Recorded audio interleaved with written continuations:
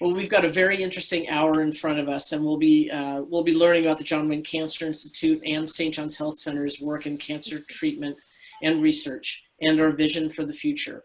We'll hear more about our work specifically in lung cancer and the exciting direction that we're going in. And finally, we're going to hear about supportive services that are offered to our cancer patients and families that help the cancer journey for everyone. You've received information, hopefully you've all received information on our speakers and their longer bios. So I'll let you read their full bio. And I'm very honored to introduce them more quickly, so it won't be the full bio. Our first speaker is Dr. Stephen O'Day. He is the executive director of John Wayne Cancer Institute and the Cancer Clinic at Providence St. John's Health Center. He is also the regional director of research and professor of medical oncology. Dr. O'Day is recognized as one of the preeminent melanoma and immunotherapy specialists in the world. He has been a principal investigator on the seminal research projects that brought immunotherapy to the mainstream cancer treatments and has changed the way certain cancers are treated worldwide. Dr. O'Day? Hi, everybody. Can you hear me? Yes. Yeah, great. Thank you, Gene, for that kind introduction. I love these. We've done a few of these now, and I'm finding them very inspiring. So I know I prefer face-to-face, but hopefully you'll get a lot out of this hour. So I'm the executive director of the John Wayne Cancer Institute, a melanoma specialist. But as Rob McKenna will tell you, I'm trying to get into lung cancer full time. I'm so excited about lung cancer and what we've done in melanoma. And what I'll explain, we are primed to make and are making huge progress that's going to just explode in the next 5 to 10 years. So it's very important to me. Lung cancer, the most common cancer, highest death rate, that we translate what is extraordinary success through immunotherapy and the genomics of cancer. But before I do that, I want to just give you a little bit of background, because the John Wayne Cancer Institute is really the hub of all of research, not only for cancer, but non-cancer research in Providence, Los Angeles Metro, and I oversee that. Now, the majority of it is cancer research, but we have colleagues at Pacific Neuro Institute and Brain Health and other areas that are also under our auspices. So we really are defined in cancer, but we are broader than cancer. So the hospital relies on the John Wayne for all of its research.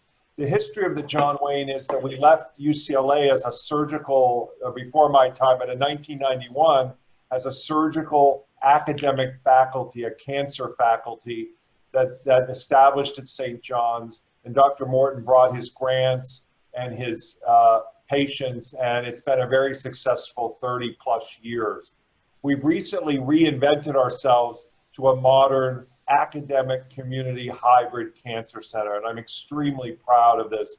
And we're building disease teams, world-class disease teams. We have in lung and in melanoma, brain tumors, and GU tumors, we are on the world stage. And in lung cancer, in the next year or two, with the anchor of Dr. McKenna, I think we're going to be a world-class lung cancer program. And in fact, there's a high-level recruit on the medical side that we hope to have by the end of the year that will be a game changer for lung cancer.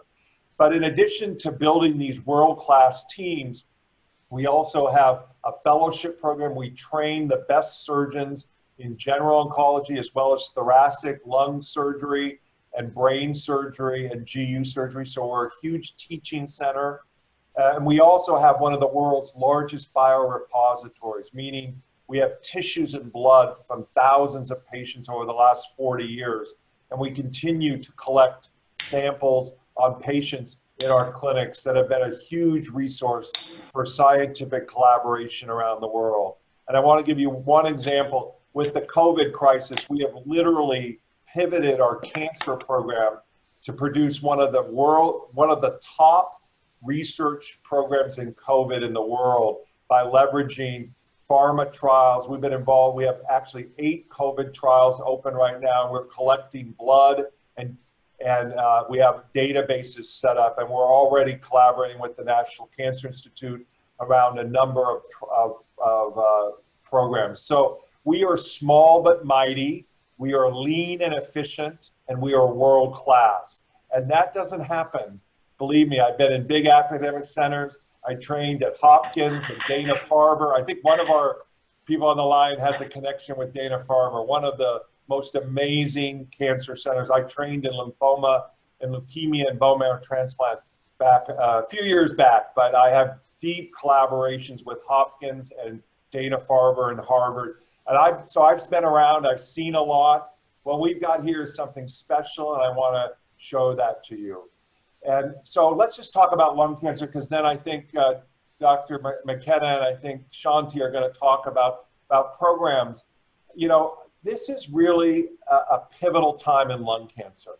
And, you know, the field of cancer research there's been two major pillars. One is immunotherapy, which is the way that we manipulate the immune system to eradicate cancer.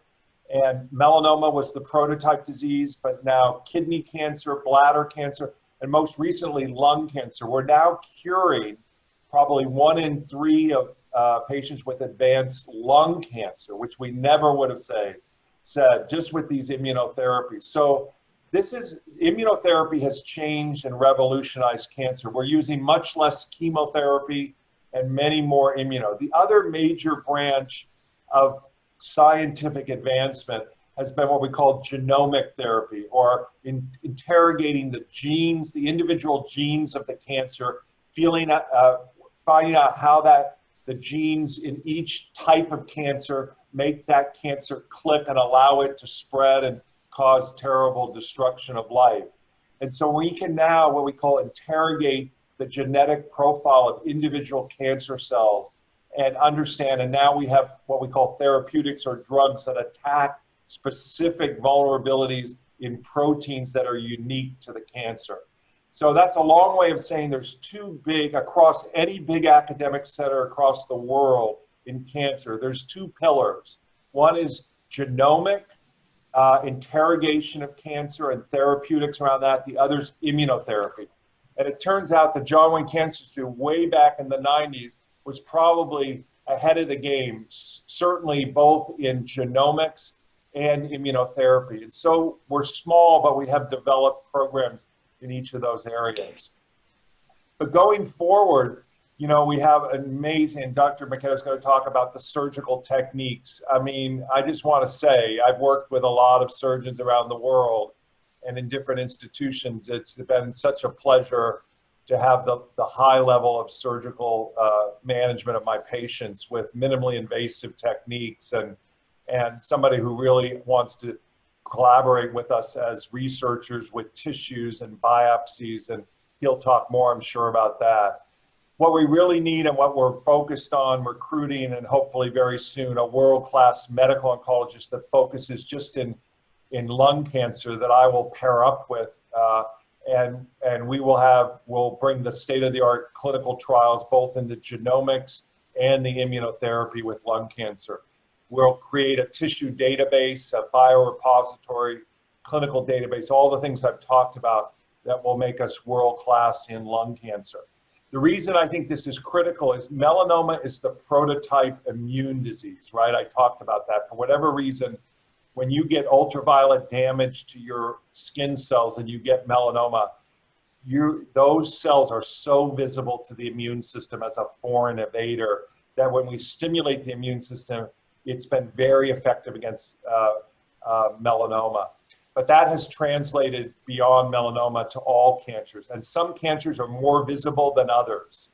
And obviously smokers with lung cancer have much more of an immune profile that makes them respond, whereas non-smokers, as you know, there's an epidemic in non-smokers in lung cancer, do less well with immunotherapies, but do much better with genomic targeted DNA therapies. And lung cancer really is the prototype for genomic therapy. So the reason we're building both bigger immunotherapy research platforms and now genomic is that melanoma and lung cancer are really the two prototype diseases that represent the genomic and the immunotherapy branches that are applicable about all cancers, but so we want our specialist in lung cancer to be genomically based, and we will share the immunotherapy situation from melanoma with that. And the key with lung cancer is you have two ways of attacking, really three ways: the genomic targeted molecules, chemotherapy, and immunotherapy. And so I actually predict that lung cancer cure rates will be even beyond melanoma, because melanoma has some targeted therapy, but not as much of the genomics as lung cancer. So this next 5 to 10 years, we could, with the model we've set up at the John Wayne, with this hybrid academic and community-based model, with disease centers of excellence, with world-class doctors, clinical trials, and databases and repositories that we can collaborate with, I think we can make a huge difference. We already are across melanoma and brain tumors and GU. We're making terrific surgical impacts in lung cancer, but we haven't even scratched the surface of bringing the medical side of lung cancer with both genomics and immunotherapy to the table. And when we do that, this will be our real prize program going forward, and will lead us into the future. So I just want to give you that background, and happy to answer any questions. And then I think the other two speakers will be speaking about some of their areas of interest. Does anybody have any questions for Dr. O'Day?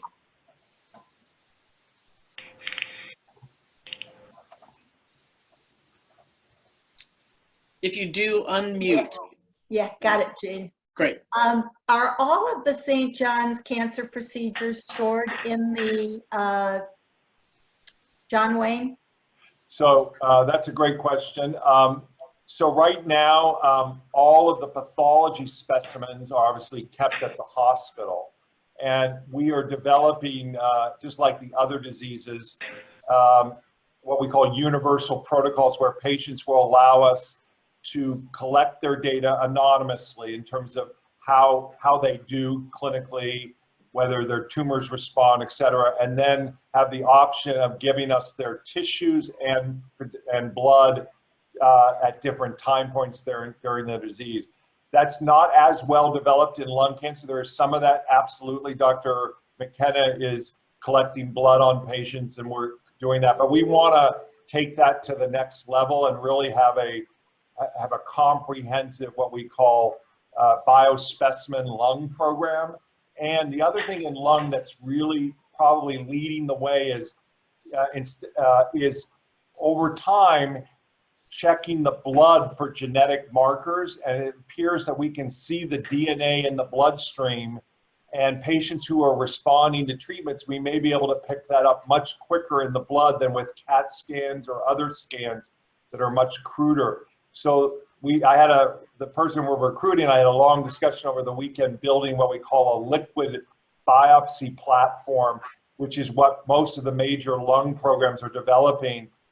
And we would love to get on board with that, because I think, so the answer is we're doing some of it, but we have a big capacity, and lung is absolutely primed to be a leader in this field. So we feel really good about that.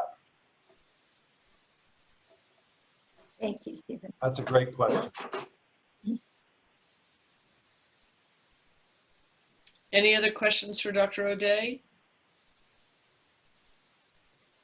Okay, then we're going to go on to our second speaker, who doesn't need an introduction to many of you, Dr. Robert McKenna.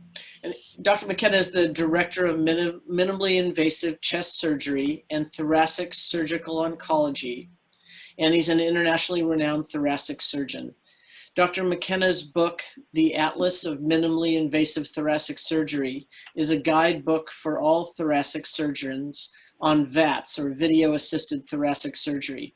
He performed the first VATS surgery in the United States, and he's performed more VATS surgeries in the United States than anybody. Dr. McKenna will tell you more about the work that he's doing with residents that come through and teaching that he does. And we are so incredibly fortunate to have him here at St. John. So Dr. McKenna? Great, thank you. So how do I have my slides open? Click the PowerPoint. Click your PowerPoint. Hi, Kathy. Hi. Ask me. You need to share your screen, Dr. McKenna.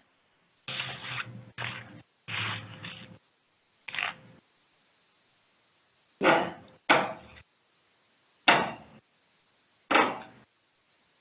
he sharing his screen? Not yet, so if you want to exit the. Okay.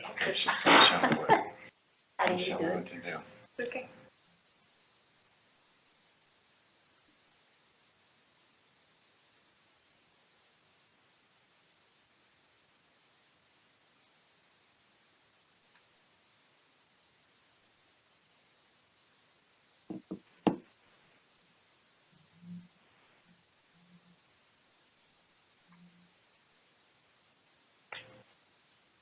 Okay, so can you see my slides now? Yes. Okay. Well, cancer is really annoying, but it's much less annoying now than it was 50 years ago. Currently, only about 50% of people with cancer die, so we have certainly made a lot of progress. Breast cancer, colon cancer, and prostate cancer combined, however, kill fewer people than lung cancer does. So lung cancer in particular is very annoying, and it's a real opportunity for us to make major differences. And I think we're really getting to the point where we're contributing here to make changes and a lot of progress. One of the things to do to increase the survival rate is screening. Screening has been done with getting CT scans, but as Dr. O'Day mentioned, blood tests will be very important. We've worked with several different researchers to try to find blood tests that will help to diagnose lung cancers and give us information about particular details of those lung cancers. Several of them have not worked out that well, only finding lung cancer in 30% of the blood samples. But we really think we're on the right track right now. We've entered 130 patients on a trial looking at protein in the blood, and 95% of the time, our blood test was able to identify the lung cancer. So that's an important step. That blood test can be used for screening. So instead of having to go get radiation exposure and a CT scan, the blood test should be able to help us. It will also be very important for the follow-up. So in a perfect world, a simple blood test would make the diagnosis, and then we could treat the cancer, and then routine follow-up could be just doing the blood test to see that hopefully there's no sign of it in the blood anymore. If we do find sign of it in the blood, that means do some tests, investigate it, and find out if it really is there in the body and where it might be. So I think that blood test is important, and we're very excited that with 130 patients, we're 95% of the time able to prove that there is a cancer there.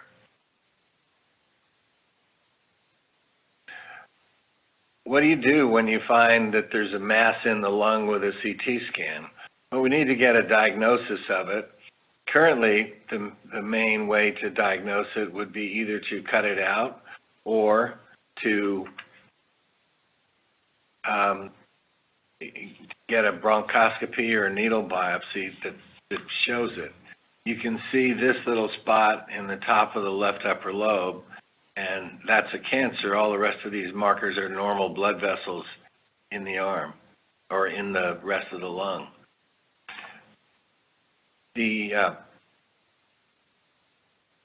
Currently, bronchoscopy doesn't diagnose them very well.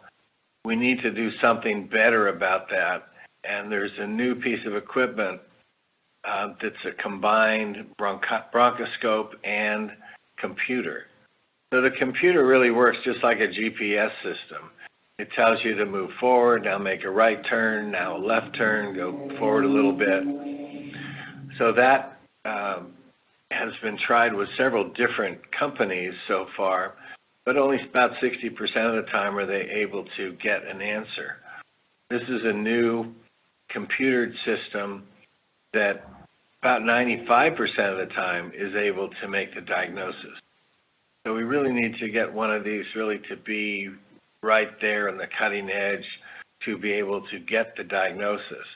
There are many different things that this system can do for us. Once we've made the initial diagnosis, there are some patients who are not candidates for an operation because of their heart function or their lung function. So with this system in the future, we can use a special tool that we get out into this spot and then ablate it, meaning just heat it up to 200 degrees and kill it. So it's helpful for diagnosis and for treatment. And related to some of the things Dr. O'Day said, medical oncologists are moving forward to trying to turn lung cancer into a chronic disease like diabetes or high blood pressure.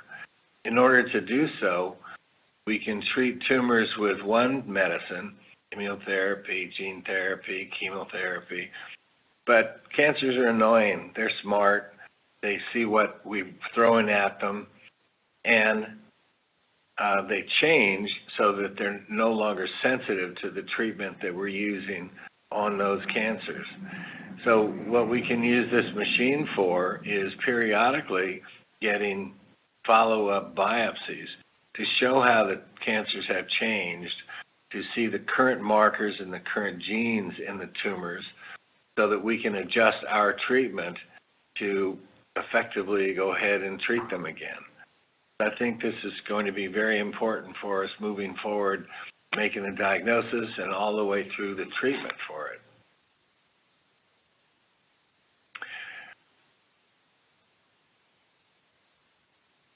Wanted to mention just a couple other studies that we're doing that show the kind of things that we're working on that I think are very important and what makes us unique and really allows us to contribute significantly to the treatment of lung cancer.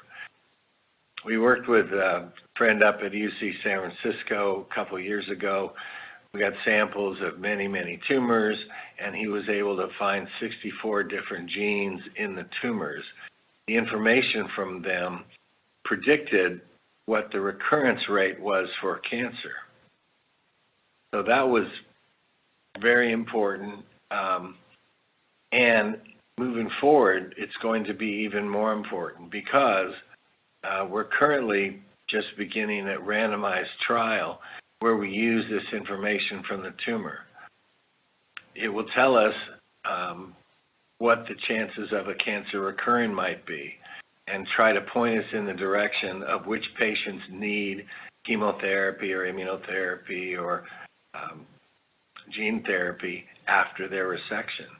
So that if we cut out a tumor and the test says 95% cure rate, only a 5% chance that it's going to recur, that's great news for the patients that their survival is good, but it's also very important because we can avoid using chemotherapy or those treatments for patients that have a high cure rate and really don't need that treatment. So for example, patients have a stage 2 lung cancer resected, and the current studies have shown that adjuvant chemotherapy will increase the survival rate 5%.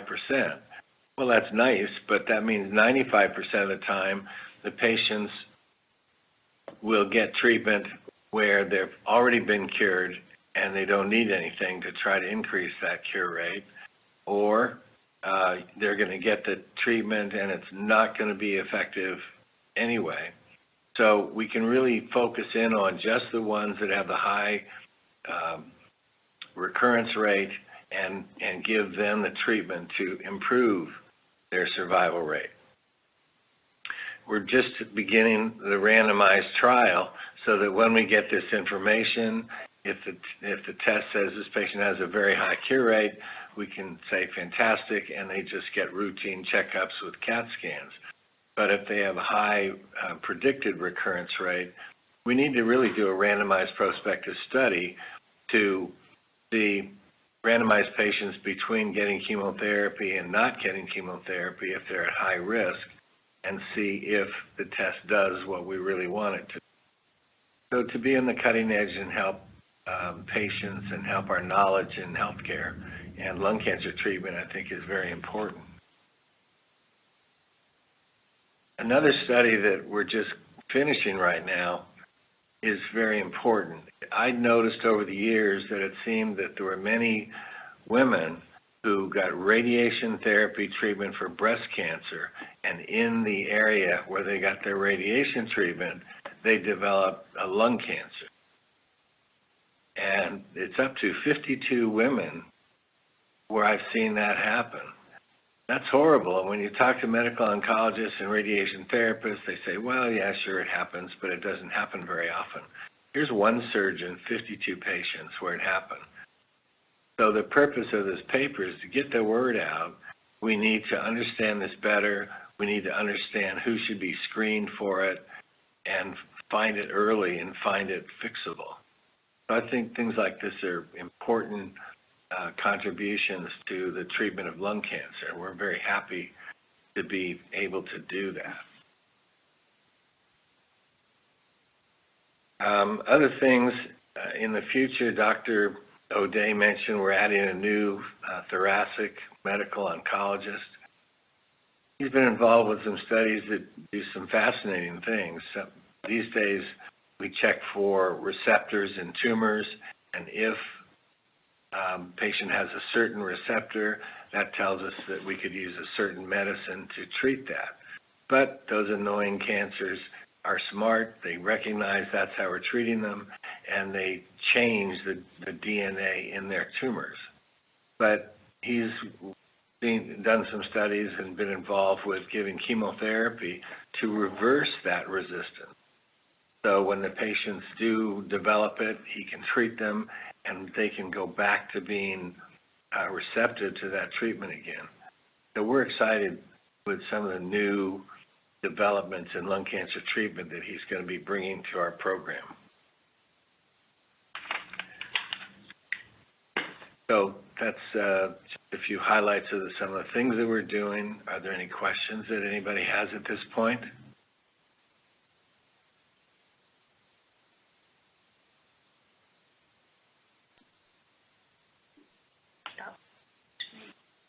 Okay, if there's no questions of Dr. McKenna, we'll have an opportunity at the end of this call to ask questions of any of the doctors. After Dr. Gowrinathan speaks, then you know, any questions that you have, feel free to ask. So our third speaker is Dr. Shanti Gowrinathan. She is the Director of Psycho-Oncology and Cancer Supportive Services at St. John's Health Center. Dr. Gowrinathan is one of a few psychiatrists primarily focused on oncology in Los Angeles, in a field that's known as psycho-oncology. She brings her expertise to St. John's and to John Wayne Cancer Institute, growing our supportive care programs and leading a team that focuses on the mental health aspects of a patient's cancer journey. We're looking forward to hearing what you have to say, Dr. Gowrinathan. Thank you. Thank you. Thanks, Jean. So I'm Shanti Gowrinathan. I'm the Director of Psycho-Oncology and Cancer Support Services. What that means is psycho-oncology is basically myself and the two social workers working to support people's emotional, mental health, and sort of social needs around cancer, because unfortunately, cancer does not happen in a vacuum. It happens within the social framework of people's families and their jobs and their kids. And so as the psycho-oncology team, what we try to do is make sure that patients are able to recognize what's going on with them emotionally and where there might be holes in support. And then our job is to sort of make sure that we close those holes and make sure people have the support they need in order to get through cancer. Study after study has shown that if you have not just anxiety and depression, but even just the emotional stress of cancer, has impacts on recovery. It has impacts post-surgically, and it has impacts with how you tolerate chemotherapy, how you tolerate radiation, and how you do after all of that. So I see the work that we do as sort of supporting and augmenting the beautiful work that people like Dr. McKenna and Dr. O'Day do. They do the really important saving of the life. And I like to say that what we do is make sure that you get to enjoy your life after you have recovered from cancer or while you're going through cancer. Because I don't think having cancer should preclude people from having moments of joy, moments of true happiness. It is annoying. I agree with Dr. McKenna. It is annoying, but what we want to make sure is that the cancer experience is not pervasive to the whole rest of your life. You do have to come in and get treatment.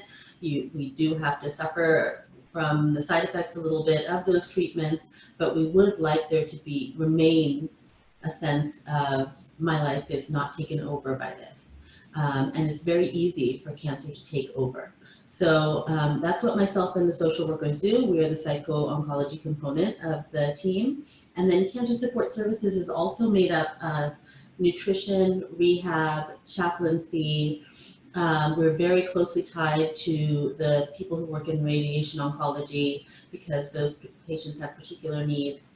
And I think what we try to do as a team, we meet once a week and we talk about patients so that there's a lot of crosstalk, there's a lot of collaboration. People will get a nutrition consult and the nutritionist will realize that they really do need a little bit of help with insomnia or anxiety and send them my way, and I'll do the same thing. So having a collaborative team really, really ups the ante in terms of patients not having to go and seek different providers and get care.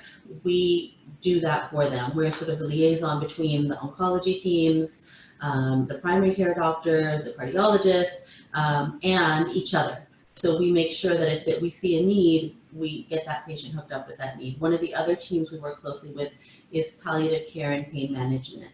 And I can't tell you how many times I've had the pleasure of being able to tell someone, like, listen, I don't know that you have plain old anxiety. I think you have anxiety around your pain. And if we treat your pain, you're not going to need any more for anything. And so those little things that perhaps patients feel like they may have to go through alone, those are the areas where my team tries to come in and support people. And our goal is to create a scaffolding that we know leads to better cancer outcomes. And I've worked with patients of Dr. McKenna's. I've worked with, I work a lot with the brain tumor patients. I work a lot with Dr. O'Day's melanoma population. And I think one of the concepts that is here at St. John's more appreciated than anywhere else is this idea of collaborative care. And one of the pleasures that I have is all the doctors I work with are, like Dr. O'Day, are rather high powered, they're very busy, but they always have the time to take my call. They always have the time to listen to what's going on with their patient and what their patient might need on an emotional level, in terms of pain, in terms of not being able to sleep. And that distinguishes this hospital from the other places in Los Angeles I've worked. I've worked at 2 large academic institutions in Los Angeles before I came to St. John's.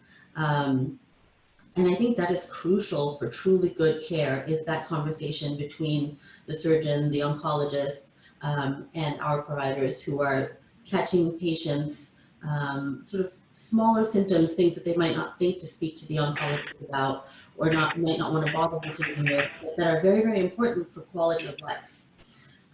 So I've been here about 1.5 years, and so far we have managed to put this team together. And I will say that we've got some amazing providers, but our goal is not just to put a team together and have amazing providers. It's to be a place where all the integral services that make cancer support so important are available to all patients. We've had some success with donor-led programs like our nutrition voucher program. We had donors give us funding because large insurance companies like Medicare do not think that nutrition is a vital service, even for patients who, clearly are not doing well nutritionally.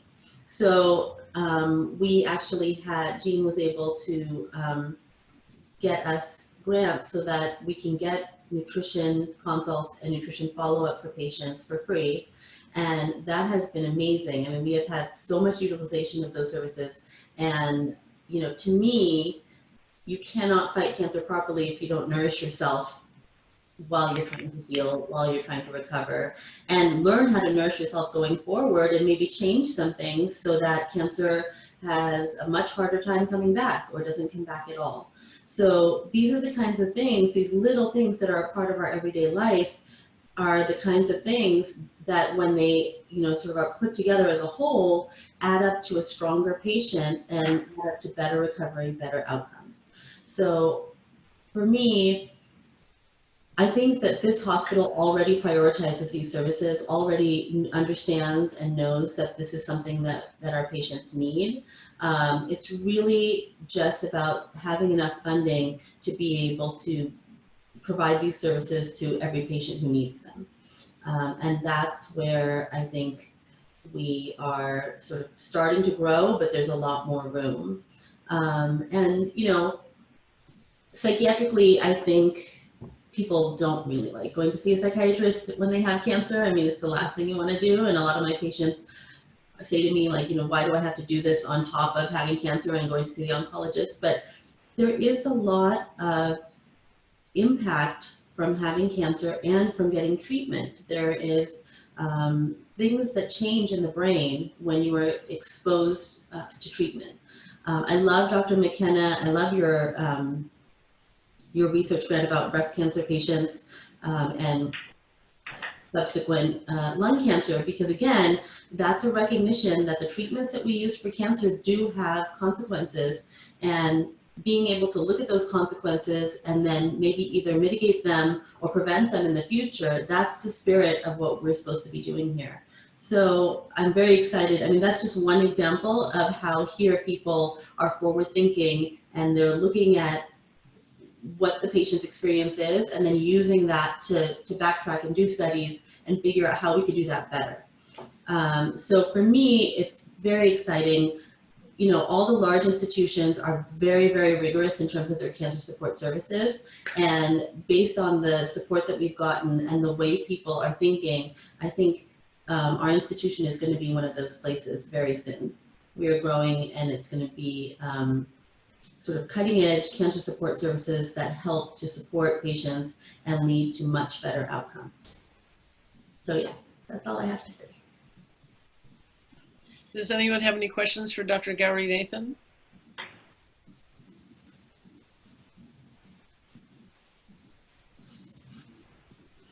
Greg, it looks like you raised your hand. You want to unmute? And yeah, I was just curious if there's a component there of groups of people getting together, cancer survivors, or is that not the focus? Are you talking about sort of mentorship between cancer patients? Yes. Yes. So we actually had put together a committee of patients who are survivors, and I believe one of Dr. McKenna's patients is actually on that committee. And we were looking at creating a mentorship program. I've only been here for about 1.5 years, so that happened in the last 6 months. And then because of COVID, we kind of backed off of that. But there is nothing that can replace peer-to-peer understanding of what you're going through. And so that is something that we feel very strongly needs to be a part of our program. It's just a matter of picking that back up soon.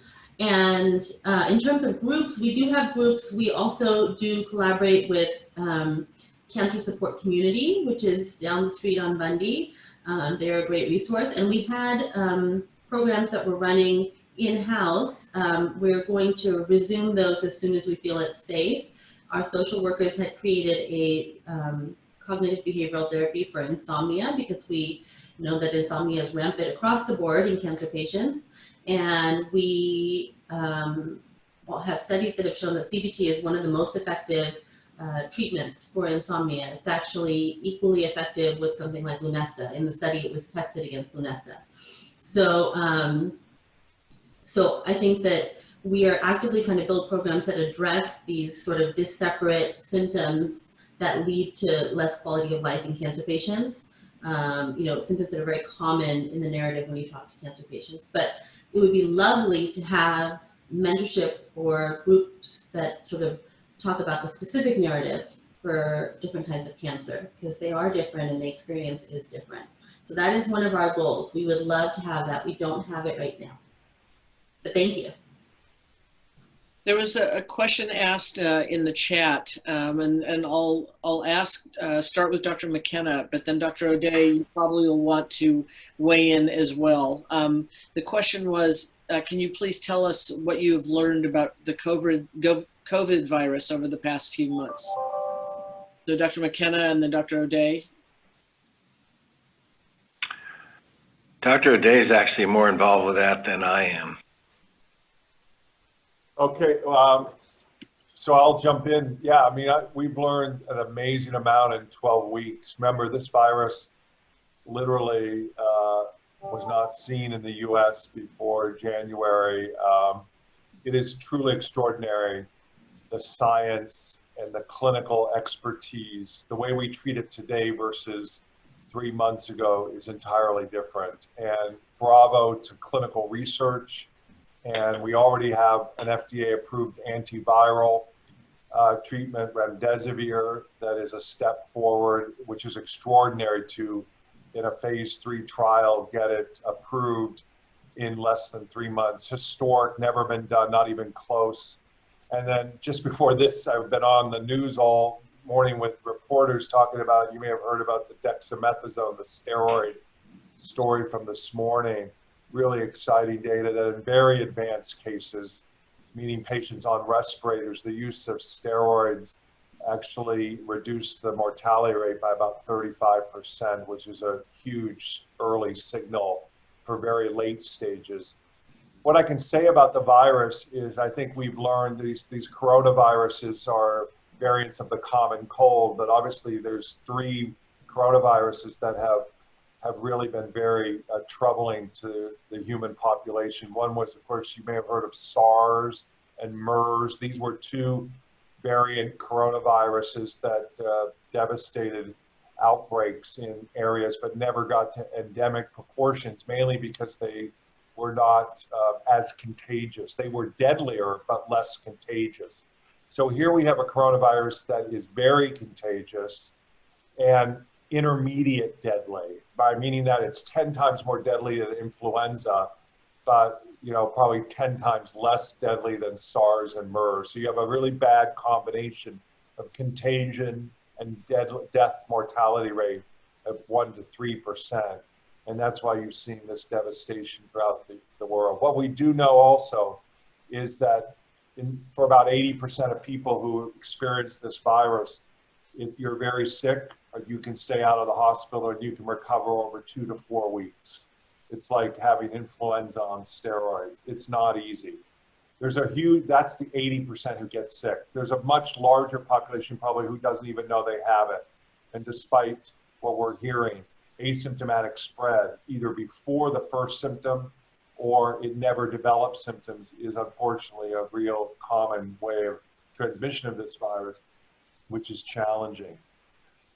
So 80% of patients can get through it with a lot of help, particularly if you're young and you don't have a lot of comorbid disease, meaning other health problems. But for the patients over 60, heart disease, lung disease, diabetes, obesity, all poverty and inability to distance, all kinds of factors, we see a potentially devastating 20% that gets sick enough to come into the hospital.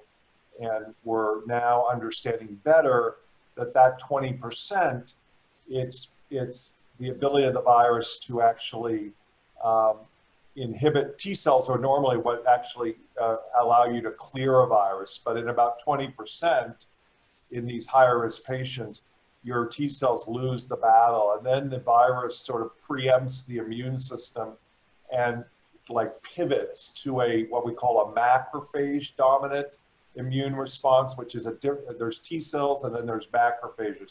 And macrophages release these very intense proteins called cytokines, and that's what causes what we call, you've heard in the news, cytokine storm. That's the devastating sequela that we haven't been able to get hold of. So you can die two ways of this virus. One is just overwhelming viral infection.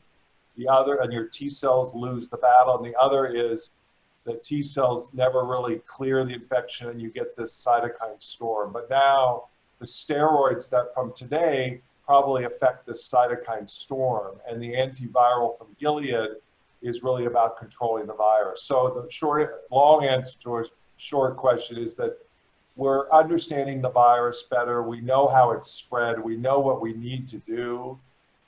We're in it for the long haul. We're making tremendous progress. Antivirals and anti-inflammatories are going to be the solution in the next couple of years. Vaccines are being way overhyped. It's not ready for prime time. We may not have a vaccine for years. We have to be about getting social distancing, opening smartly, and then controlling, identifying high-risk patients and preventing them from needing to come into the hospital.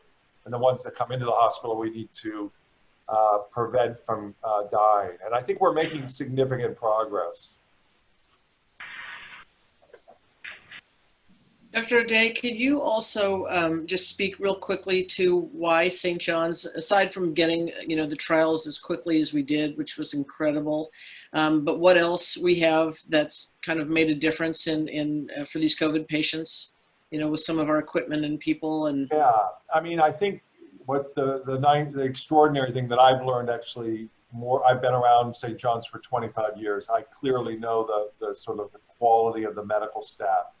But I think it takes a real crisis to really understand what you have. And I will say, as part of the task force at the hospital, pretty much every night for 3 months, we've been meeting for an hour to really strategize about how to manage this. But the extraordinary capabilities of both the administration and the physician leadership has been remarkable. And around COVID, as cancer doctors, we can help, like with the scientific background, with our leverage of pharma companies, but clinical excellence is paramount, and our critical care colleagues, our infectious disease colleagues, Therese Hammond, who's head of our ICU critical care, extraordinary partner in the COVID research, Ray Lee, who's a cardiothoracic surgeon, who also works these ECMO machines, which is something we have at St. John's that many other places don't. This is essentially an artificial lung. Think of it like a dialysis machine for the lung, where you take blood, take it out of the body and oxygenate the blood and bring it back, almost like a heart-lung bypass machine. But that's been instrumental in helping save lives. And we've actually been getting transfers from all over the city, including the LAPD. When they have a sick person, they transfer to St. John's because of our ECMO. We're currently running 8 ECMO units for COVID patients. And so we're really changing the way the disease, that's in addition to the clinical trials. So I guess, Gene, it's really what's apparent to me is our clinical trials infrastructure in cancer has been instrumental at organizing the clinical research, getting the trials, but you can do all of that and not deliver if you don't have passionate clinicians giving the best care and working together. And I don't know, it's been a life-changing experience for me to be involved with this team at St. John's. I think it's something we should be really, really proud of as patients, as healthcare providers, as people like you who have been so generous to St. John's over so many years. I'm somebody who has a very high bar for truth in advertising. And I feel like in the last 2 years since taking on this role as executive director, but also leading the COVID, and Jean knows this well. I mean, there is truth in advertising about what we do. And it allows me to be passionate about communicating that to you all who have influence and the ability to help us. And but it's a long time coming. I have a high bar, and I want you to know that there's really worthy opportunities here. Thank you. That's great. And Dr. McKenna, there's a question that came in about the computer-enhanced bronchoscope. Is that something that you will be getting soon, or if not, that's something that you want to order? And what is the cost on something like that?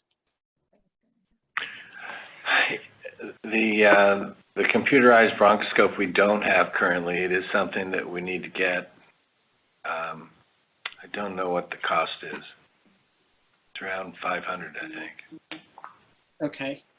All right, great. Thank you. I can follow up with the person who asked independently, so thank you. I just want to follow up just very briefly, Jean, on what Rob said regarding, surgeons, cancer surgeons. I've been very closely tied to them since my arrival at St. John's in 1991. I was recruited by Don Morton and Armand Giuliano, of course, two great cancer surgeons. I've obviously have now a very close relationship with the existing surgeons and Rob.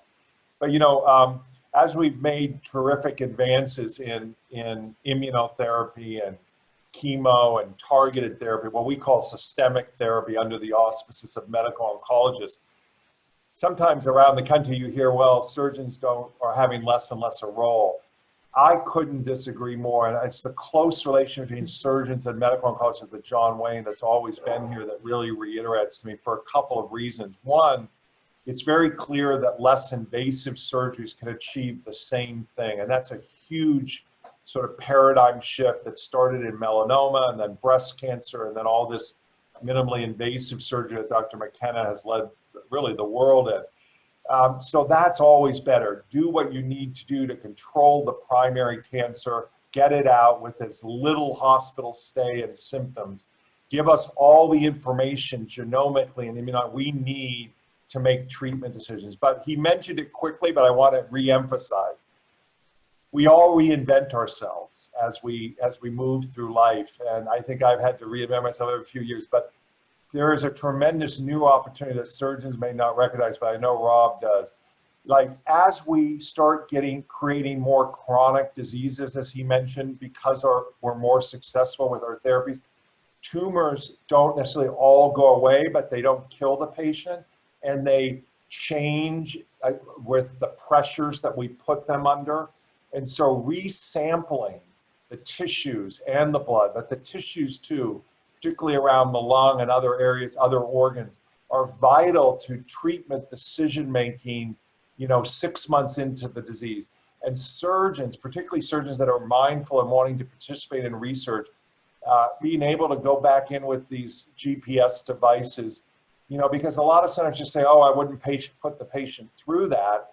And it's a big open biopsy or something. But to the extent that we can get these tissue sampling, I mean, it's so powerful now because the tumor has changed and we need up-to-date information on what the tumor's vulnerabilities are. So I think there's a whole new field for surgeons at different points in time that maybe is underappreciated nationwide, but I think our surgeons get it.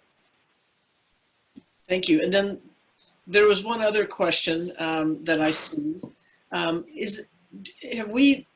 We didn't know in the past, but maybe there's information now available. Is there a genetic component to lung cancer, Dr. McKenna?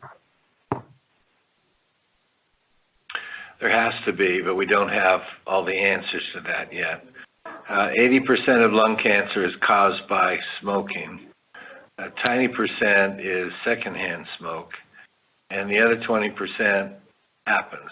Radon gas, smog, chemical exposures, a lot of different things. And there was one family that I operated on where all 8 siblings got lung cancer. So they all smoked, but it's not just smoking alone. It's smoking in the environment of genes that predispose someone to go ahead and making a cancer when they are exposed to that tobacco. So we certainly are studying that. We need to know more about it. I think screening is extremely important. Cancers don't come with little labels on them from the pathologist. This was caused by radon gas. But if we can screen and find things early and cure them, that's really the key. That's why I think getting these biospecimens and collecting them in our repository, getting a robust lung cancer cohort, we're going to find out a lot more about what genes, like in breast cancer, ovarian cancer, even melanoma, we have clear genes that are hereditary. We don't, as Rob said, we don't yet have that in lung cancer, but it's coming, particularly in non-smoking related lung cancer, which is an epidemic. We're going to, I think, find out a lot of different genes that may be associated. So that's a big area of discovery.